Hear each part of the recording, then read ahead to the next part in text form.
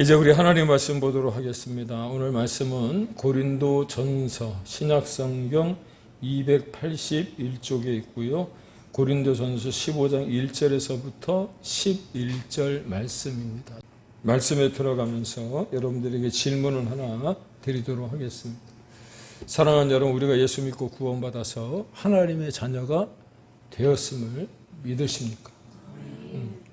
다시금 여쭙니다. 오늘 이 거룩한 주일을 맞이해서 하나님께 예배를 드리는 저와 여러분은 예수 그리스도 그분을 나의 왕, 나의 구주로 그렇게 고백하십니까? 아멘?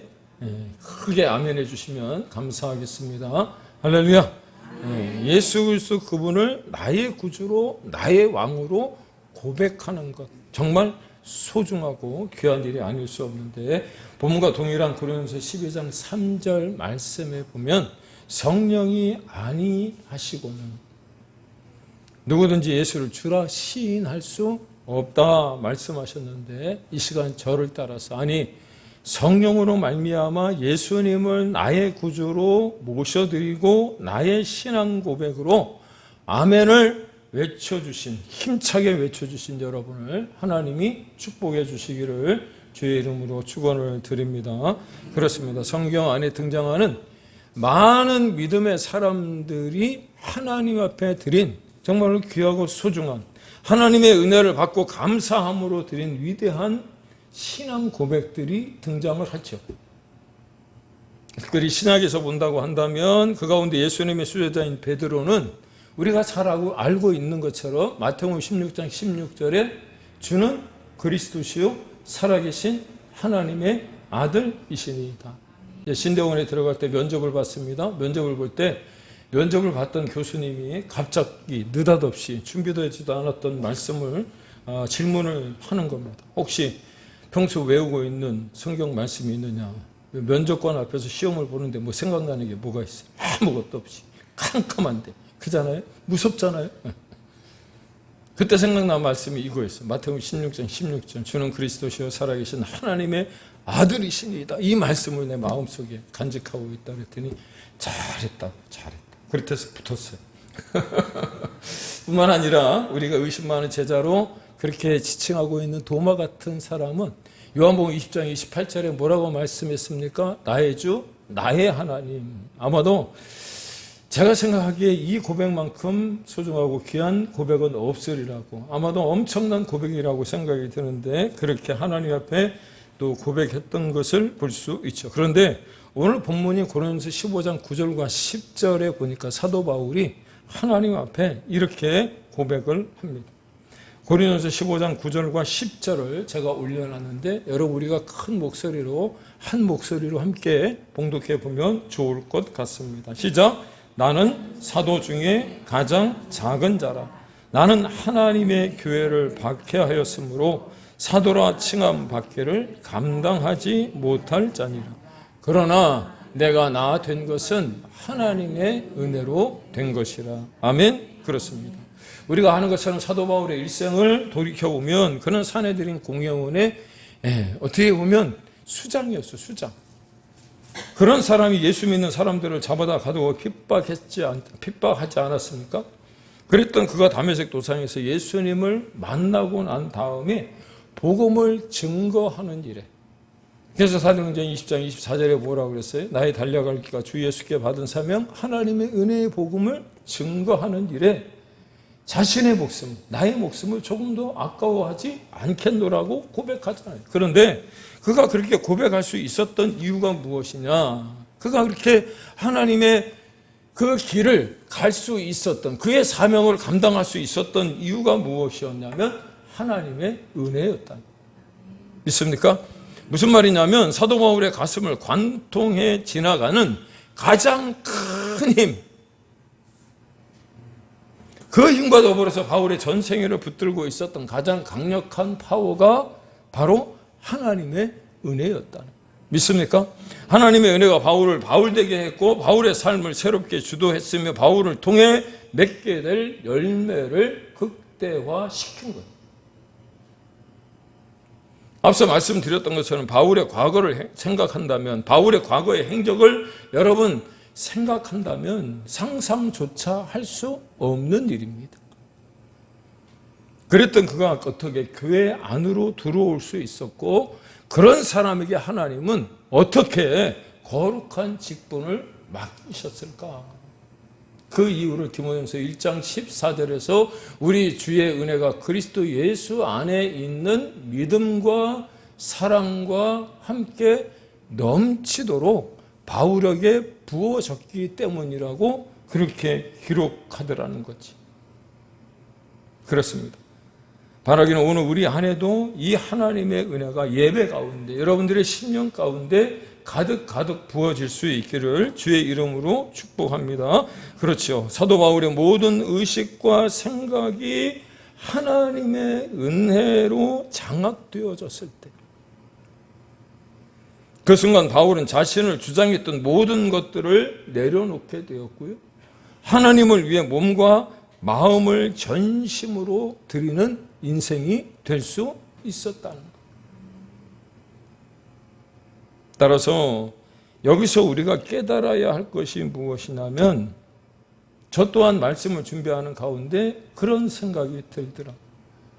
나 같은 존재가 하나님의 사랑을 얼마나 많이 받고 있는지 알게 되면 삶의 방향이 달라지더라. 제가 큰 은혜를 받은 것 중에 하나는, 저는 충신신대원 1999년에 입학을 해갖고 1학년 시작하자마자 1999년 1학기를 마치고 2학기 때부터 주유소에서 권총을 쐈습니다. 권총 쏘는 거 뭔지 아시죠? 주유소 알바했단 말이에요. 주유소에서 주유하는 알바를 했어요. 저녁 10시부터 아침 6시까지 밤새 꼬박. 그리고 신대원 8시에 올라가면 3시까지 수업을 하고 내려와서 잠을 자고, 뭐 리포트 쓸 시간도 없으니까 피곤하니까 저녁 대충 챙겨 먹고, 그리고 다시 10시에 출근을 해서 아침 6시까지. 그걸 언제까지 했냐면 강도사 시험 전까지 했습니다. 같이 공부하던 친구들이 형님 그렇게 하면 강도사 시험 안 돼요 라고 했던 그 친구들은 다 떨어지고요. 그렇게 알바하면서 시험을 봤던 저는 됐어요. 하나님 은혜죠. 리포트 다 써서 냈는데 뭐 좋은 성적은 아니지만 하여튼간에 졸업을 잘 마쳤습니다. 생각을 해보니까 야, 참 얼마나 큰 사랑을 받았는지 그걸 깨닫게 되더라고요. 그리고 그렇게 알게 되니까 삶의 방향이 제대로 잡히는 거예요. 무슨 말이냐면, 지난번 우리 야고보서 말씀을 함께 은혜 나눌 때 야고보서 3장 13절 18절의 말씀을 가지고 우리가 함께 묵상할 때 깨달았던 것이 무엇이냐면, 인생에 있어서의 방향은 두 가지라고 했어요. 두 가지. 첫 번째가 무엇입니까? 하나님을 향한 방향, life for God. 그렇죠. 또 하나는 하나님을 등진 방향, life against God이라고 할 수 있죠. 그렇습니다. 나는 지금 이 순간 하나님을 향한 방향으로 살고 있을까? 아니면 하나님을 등진 방향으로 나가고 있을까? 여러분 한번 생각해 볼 수 있기를 축복합니다. 왜? 내가 받은 하나님의 사랑이 그렇게 큼에도 불구하고 우리는 그보다 더 큰 것을 원할 때가 얼마나 많으냐라고 합니다. 좋은 남편, 좋은 아내, 좋은 자녀들, 또 좋은 가족. 비록 집이 넓지는 않지만 내가 가서 누울 수 있는 그런 집이 있음에도 불구하고 하나님이 그 주신 것들은 생각 안 하고 내가 갖지 못했던 것, 그래서 하와가 여러분 범죄했던 것 아닙니까? 동산 안에 있는 모든 실과를 다 먹으라고.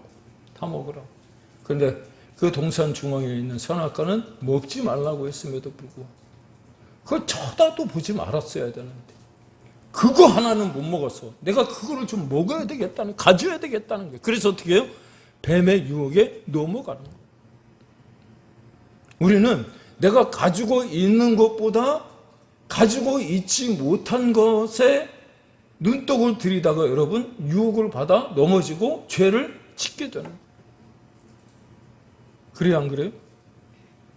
안 그러신 것 같아요? 그래서 우리가 하는 말 있잖아요. 길집사님 뭐라고 얘기합니까? 남의 떡이 더 커 보여.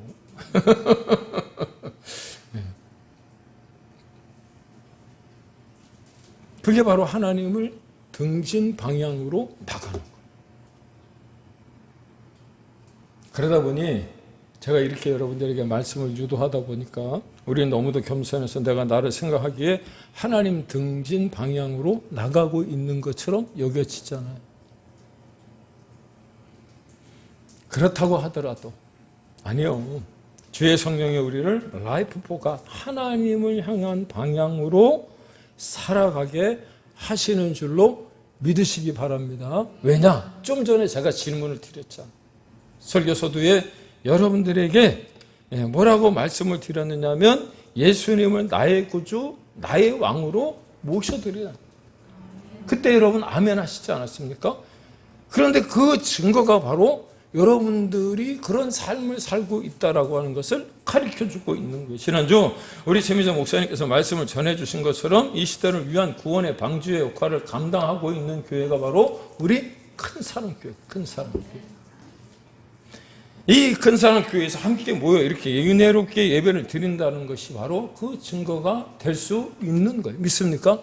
예, 세상 가운데 살아가다가 여러분 스치면 우리가 언제 어떻게 만날지 모르고 때로는 버스 안에서 말다툼을 할 수도 있고요. 교회 안에 모여 있지 않으면 여러분 누가 누군지 관심도 없는데 예수님의 이름 덕분에 이렇게 모여서 여러분들과 함께 예배를 드리고 있다는 것 또한 여러분들이 하나님을 향한 방향으로 나가고 있다라고 하는 증거가 되는 거예요. 이왕 말씀 나온 김에 여러분 방주를 한번 좀 생각해 보면 좋을 것 같은데 앞에 사진 그림이에요. 그냥 그림이라고 이해를 하세요. 그런데 성경 안에 방주의 모습은 여러분 그 창문이 하나밖에 없습니다. 지금처럼 뭐 환풍시설이 잘 된 것도 아니고 창문을 닫아놓고 여러분 항해를 한다고 생각을 해보세요. 뭐 그럴 수도 있지 생각하지만 지금 보시는 것과 같이 온갖 동물들이 저 안에 들어가 있다고 생각하면 제가 친구가 맡겨놓은 그 고양이 한 일주일 제가 집에서 키운 적이 있어요. 일주일 집에서 고양이를 키웠는데 그 냄새가 아유 난 이루 말할 수가 없는 거예요. 집 문을 열고 딱 들어가면 무슨 냄새 좀 이상한 냄새가 하여튼 찝찝한 냄새가 나는. 그런데 저 많은 동물들이 방주 안에 있었다고 생각을 해보세요. 온갖 짐승들이 뒤엉켜 살았음에도 불구하고 그 냄새가 역겹고 더러웠음에도 불구하고 그 냄새가 싫다고 그 방주를 탈출한 짐승이 있었냐는 거예요. 없었잖아요. 그냥 그 안에 있었어요. 사자가 토끼를 먹고 싶겠죠. 그런데 토끼를 먹질 않는 거예요. 토끼가 먹고 있는 풀을 보니까 토끼 풀이 얼마나 맛있어 보이는지 사자가 토끼를 먹는 게 아니고 토끼 풀을 먹더라고요. 네? 성경적으로 말하면 협력하여 선을 이루고 하나님의 때를 기다렸다고 저는 믿습니다. 바로 그곳이 방주고 교회예요. 교회. 그렇습니다. 교회는 천사들이 모인 곳이 아니잖아요. 어떤 분들이 모여 있느냐? 앞에 그림에 보시는 것처럼 마태복음 사무엘상 22장에 다윗이 사울을 피해서 들어갔던 아둘람 굴과 같은. 그런데 아둘람 굴에 모여든 사람들이 학식이 좋은 사람, 돈이 많은 사람, 건강한 사람, 정말로 정신적으로 멘탈이 좋은 이런 사람들이 모인 게 아니고요. 성경에 보면 뭐라고 되어 있느냐면 환난 당한 모든 자와 빚진 모든 자와 마음이 원통한 자 같은 허물 많은 인간들이 거기에 모였다는 거예요. 여러분 이런 사람 세 사람만 모여놓으면요, 여러분 난리가 납니다. 난리가. 특별히 한국 사람들 같은 경우는 서로가 잘났다고 싸우다 보면 큰일 나거든요. 어느 배가 운행을 하다가 선장하고 영국 사람, 프랑스 사람, 미국 사람, 한국 사람, 일본 사람 6사람이 탔대요. 근데 배가 난파하게 생긴 거예요. 요나가 타고 가던 그 배처럼 난파하게 생겼는데 선장이 뭐라고 얘기를 했냐면 자신 말고 한 사람만 타고 있으면 이 배가 안전하게 그 실은 물건을 가지고 항구로 들어갈 수 있을 것 같다고. 이 이야기를 들었던 영국 사람이 신사의 도를 발휘해서 그러면 내가 먼저 바다에 뛰어들겠다. 죽은 거죠. 프랑스 사람이 가만히 보니까 아니 한 유럽 연합에 있는 영국 사람이 죽는데 자기는 뭐 하고 있는 건가? 그래도 영국 사람이 죽었다면 나도 그럼 신사인데. 그리고 바닷속으로 뛰어들었어요.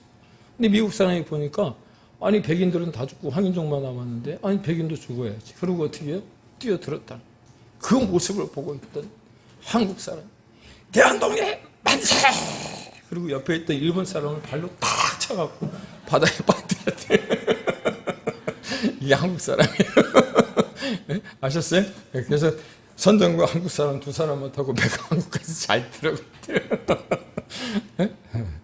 무슨 말씀인지 아세요? 네. 어쩌면 우리가 모인 이곳도 하나 다를 바가 없거든. 하지만 서로 이해하고 양보하며 섬겨주고 있는 근거가 바로 하나님 은혜 때문인 줄로 믿습니다. 사도 바울과 같이 복음 가운데 굳건히 서 있기 때문인 줄로 믿습니다. 그만큼 하나님의 은혜가 정말 크고 소중하다. 따라서 세상에 붙들려 사는 삶이나 물질이나 야망에 붙들려 사는 삶이 아니라 하나님의 은혜에 붙들려 사는 삶을 사는 인생이 될 때 우리의 삶은 더욱 건강하게 되고 하나님이 기뻐하시는 영광된 열매를 맺게 되어지는 줄로 믿습니다. 그렇다면 우리 모두가 하나님의 은혜에 붙들려 은혜에 따라 살기 위해서는 어떻게 해야 하는가? 물론 여러 가지 많은 것들이 존재하지만 여러분 오늘 본문을 1절부터 11절까지 잡았는데 1절과 2절 말씀만 좀 집중적으로 말씀을 드리고요. 나머지는 오후 예배 때 여러분들하고 조금 더 깊이 또 넓게 또 설명하며 은혜를 나누도록 하겠습니다. 그렇습니다. 사도 바울은 1절에서 우리 모두가 하나님의 은혜에 붙들려서 은혜 따라 살기 위해서는 복음 가운데 서 있을 때 믿습니까? 오늘 말씀 1절에 이렇게 얘기하잖아요. 자신이 복음 가운데 서 있었다고 말입니다. 그렇죠. 복음 가운데 서 있을 때 하나님의 은혜에 붙들려 살아가게 되고요. 은혜 따라 살게 되어지는 줄로 믿습니다. 그렇다면 복음이라고 하는 게 무엇입니까? 여러 가지 많은 정의들이 있지만 제가 우리 큰사랑교회 성도님들에게 가르쳐 드렸던 복음의 정의가 있어요. 우리 한번 배우지 않았습니까? 한번 같이 여러분 따라해 주시면 감사하겠습니다. 죄인들로 하여금 죄를 깨닫고 그리스도를 믿음으로 구원의 길로 나가게 하는 것. 이게 복음이에요. 죄인들로 하여금 죄를 깨닫고 예수님을 믿음으로 구원의 길로 나가게 하고, 물론 우리가 예수님을 믿는다라고 할 때 그 믿는 것에 대한 7가지의 구체적인 예가 있습니다. 그것 또한 오후 예배 때 여러분들에게 말씀을 드리고 있습니다. 그것을 설명하다 보면 시간 다 갈 것 같아서 오후 예배 시간을 제가 좀 활용을 하려고 하는 거고요. 오늘 사도 바울이 본문 1절에서 복음 가운데 서 있다라고 하는 그 말은 주 안에, 예수님 안에 거한다라고 하는 말과 동일하다고 할 수 있는 거예요. 그러니까 예수님 안에 서 있는 거죠. 왜냐? 그래야 흔들리지 않거든. 믿습니까? 그래서 지난주 우리 요양센터에서 예배를 드릴 때 배웠던 찬양 가운데 하나가 무엇이냐면 바람이 불고 비와도. 기억나시나요? 바람이 불고 비와도 예수님 안에 거하면 내 주는 반석이십니다. 믿습니까? 예, 물결이 넘쳐 흘러도 주님이 반석이시기 때문에 그 반석 위에 서 있는 사람은 여러분 흔들리지 않아요.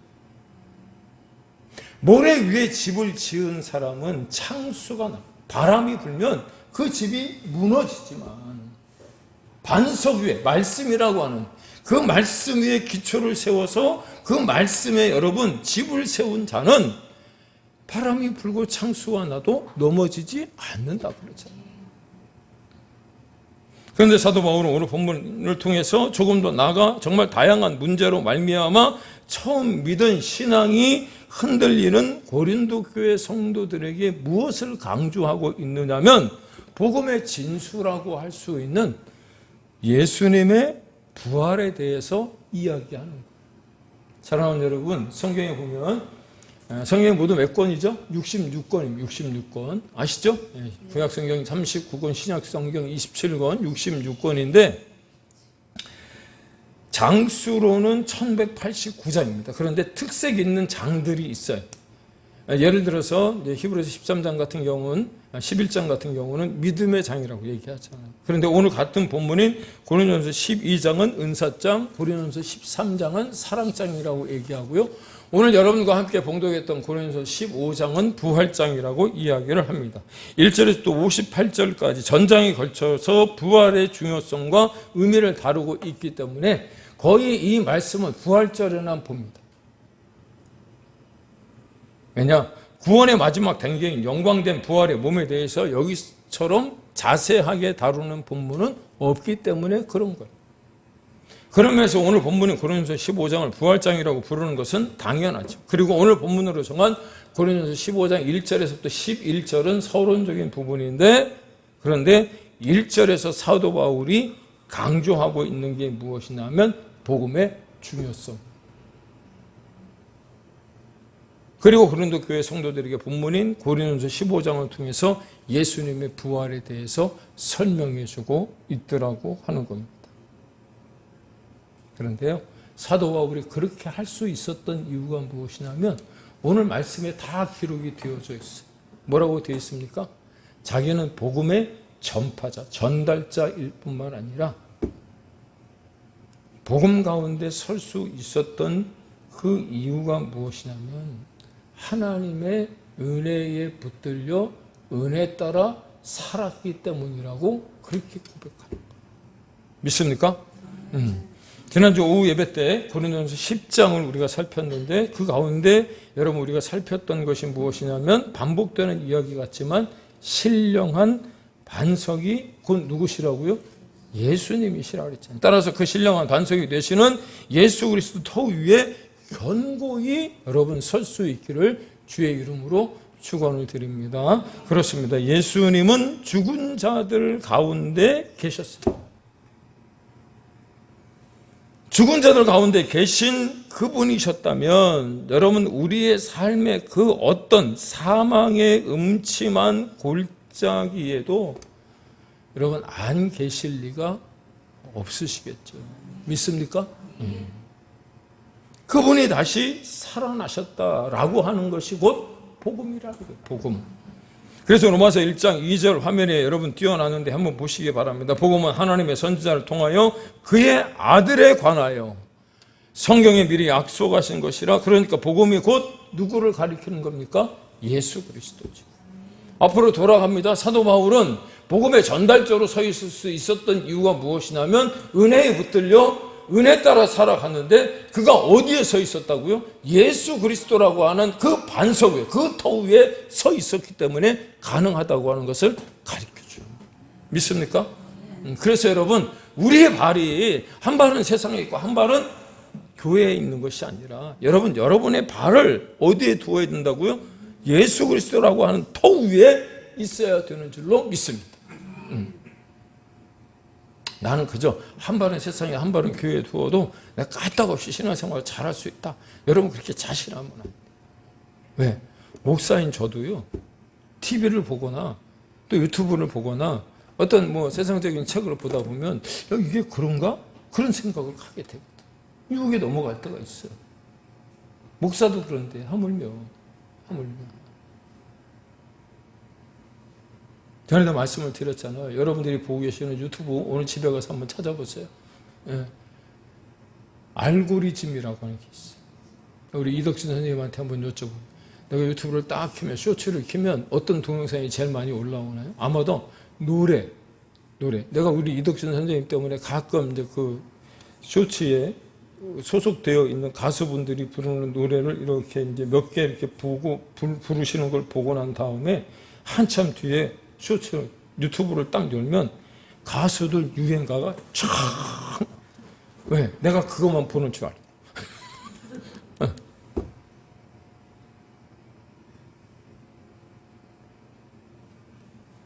그래서 우리가 예수님 터 위에 굳건히 서야 하고 그렇게 하기 위해서 필요한 것들이 있는데 오늘 본문 2절에 보니까 너희가 만일 내가 전한 그 말을 굳게 지키고 헛되이 믿지 아니하면 그로 말미암아 구원을 받으리라. 무슨 의미죠? 우리에게 필요한 것은 다른 게 아니라 믿음이라는 믿음. 동의하십니까? 근데 그 믿음이라고 하는 게 무엇이냐? 어떤 믿음이어야 되느냐? 헛되지 않게 믿는, 헛되이 믿지 아니하는 믿음, 즉 견고한 믿음을 이야기하고 있는 거죠. 그리고 그 견고한 믿음이라고 하는 것은 그 어떠한 상황과 환경 가운데서도 흔들리지 않는 믿음을 이야기하는 거예요. 조그마한 풍파 가운데서도 우리는 바람이 잔잔하게 불기만 해도 넘어지고 쓰러지잖아요. 그런데 앞서 말씀드렸잖아요. 죽은 자들 가운데 계셨던 주님이시라. 여러분, 우리가 그 어떤 상황 가운데 놓인다고 할지라도 우리를 붙들고 계실지 않겠느냐라고 하는 겁니다. 그렇다면 우리에게 이 부활의 신앙이 왜 그토록 중요한 것일까? 그것은 다름이 아니라 부활을 믿는 믿음을 가져야. 아멘이신가요? 그리스도인다운 삶, 다시 말씀드려서 예수님을 닮은 작은 예수로서의 삶을 우리도 살아갈 수 있기 때문인 줄로 여러분 믿으시기를 바랍니다. 최근에 많은 목사님들이 설교 시간에 자주 말하는 것 가운데 하나가 무엇이냐? 예수를 믿는다고 하면서도, 예수님을 믿는다고 하면서도 세상과 똑같이 죄짓고 속이는 삶을 살면서 전혀 아파하지 않고. 여러분, 이스라엘 백성들이 성경을 한번 자세히 보세요. 왜 하나님께 징계를 당하고 벌을 받았는지 아십니까? 회개는 해요. 우리도 잘못하면 잘못했다는 생각이 하나님 앞에서 기도할 때 들지 않습니까? 근데 회개하지 않아서가 아니고요. 회개는 했는데 그 발걸음을 돌이키지 않았다. 그래서 성경에 하나님이 이스라엘 백성들에게 주셨던 말씀이 무엇이냐면 너희는 나에게로 돌아오라. 그렇게 말씀하십니다. 회개했다면 돌이켜야 되는 거 아니에요?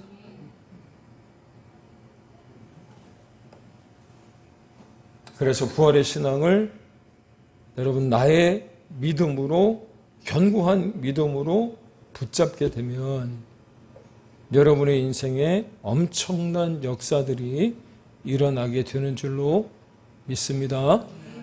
그렇죠.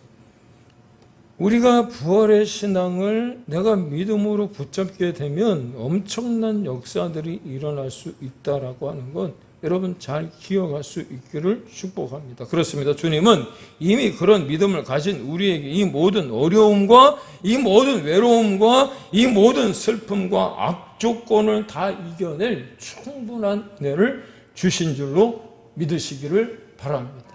결론입니다. 결론은 어떻게 맺어야 될까 고민하고 고민하다가 그게 우리 큰사랑 교회에는 연세가 들어 몸이 연약한 어르신들이 많은 우리 교회의 특성이 보여지더라고요. 그런 어떤 특성이 보여지는 가운데 부활의 신앙을 견고한 믿음으로 여러분들이 갖게 하기 위해서 뭐 제가 하는 건 아니고 하나님이 하시는 일이지만 그래도 여러분들이 그렇게 애쓰고 노력하게 하기 위해서는 어떻게 해야 될까 고민하다가 눈에 띄는 책이 하나 있었습니다. 여러분, 그 하나님의 예스라고 하는 책인데요. 이 책을 쓰신 분이 감리교 선교사인 스탠리 존스라고 하는 유명한 선교사님입니다. 이분이 책을 무려 29권이나 쓰신 저술가이기도 합니다. 그런데 이분이요, 연세가 조금씩 들어가시다가 뇌졸중으로, 중풍으로 쓰러졌습니다. 그때 남긴 책이 바로 이 책이에요. 이 책의 뒷부분에 보면 일기들이, 그분이 썼던 일기들을 그대로 카피해서 놓았습니다. 보시면 이 책, 하나님 예스라고 하는 책인데요. 일기를 다 이렇게 1972년 10월 인도의 삿할에서 이렇게 일기들을 다 기록을 해놨는데 잘 들으세요. 중풍으로 쓰러졌을 때 이 책을 남겼습니다. 쓰러져 일어서지도 걷지도 못한 채 보스턴 병원에서 5개월 동안 병상에서 고백했던 신앙의 고백들을 책으로 만든 거예요. 그때 보스턴에 있던 병원의 의사들이 스탠리 존슨 목사님을 향해서 무엇라고 말을 했느냐면, 노인이 뇌졸중으로 중풍으로 쓰러진 상태에서 다시 일어서는 것은 불가능하다. 그러니 이제 당신의 삶은 끝났어. 그러니 이 병원에서 잘 요양하다가 천국으로 가시라. 그럼에도 불구하고 스탠리 존슨 목사님은 이 사실을 어셉트하지 않고요, 자신을 간호하는 간호사들에게 여러분도 한번 그렇게 해보세요. 서로가 서로에게 그렇게 한번 해보시면 좋을 것 같아요. 뭐라고 부탁을 했느냐면, 밤이건 낮이건 상관이 없으니까 자신이 잠에서 깨어나는 것을 보는 순간, 깨어있는 순간을 보면 나사렛 예수의 이름으로 일어나라고 그렇게 선포해달라고 부탁을 합니다. 간호사들이 처음에는 나는 예수님 믿지 않는데, 나는 다른 신앙을 가지고 있는데, 그런데도 불구하고 그걸 계속해서 해달라. 어떤 분은 그렇게 얘기를 했대. 내가 예수도 아닌데 그걸 한다고 뭔 일이 일어나겠느냐고. 그런데 스탠리 존슨 목사님의 그 부탁이 간곡하니까 그가 깨어 있는 것을 볼 때마다 지나가는 간호사들이 예수의 이름으로 일어나라, 예수의 이름으로 일어나라, 이렇게 선포합니다. 그렇게 간호사들은 스탠리 존슨 목사님 깨어 있을 때마다 선포했답니다. 그리고 매일같이 선포했더니 어떤 역사가 일어나느냐면, 선포한 지 5개월이 지났을 때 다시 일어나 걷게 되었고, 할렐루야. 걷는 것으로 끝나지 않고 그분이 좋아했던 원래 선교지 인도로 돌아가서 복음을 전했다는 거예요. 믿습니까? 그러니 여러분, 내가 병상에 그 베드 위에 누워 있다고 하더라도 절망할 필요가 있어요, 없어요? 없어요. 오늘 배웠잖아요. 우리 요양보호사 선생님들이 안 해주면, 우리 이덕진 선생님은 길주사님을 위해서, 길주사님은 이덕진 선생님을 위해서, 오영희 집사님을 위해서 예수의 이름으로 일어나라, 예수의 이름으로 일어나라, 여러분 선포해 주세요. 그럼 스탠리 존슨 목사님처럼 일어나게 되어질 줄로 믿으시기 바랍니다. 아유, 나는 이렇게 하지 말고.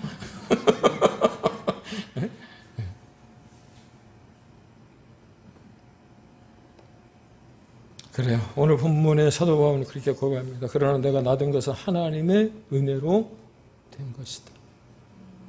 그러므로 믿음으로 예수 그리스도의 부활을 선포하며 나의 되던 것이 하나님의 은혜라고 고백하는 순간 하나님의 은혜가 임하게 되고, 그 은혜로 우리가 작은 예수의 능력을 나타나며 이 땅을 살아가게 되어지는 줄로 믿습니다.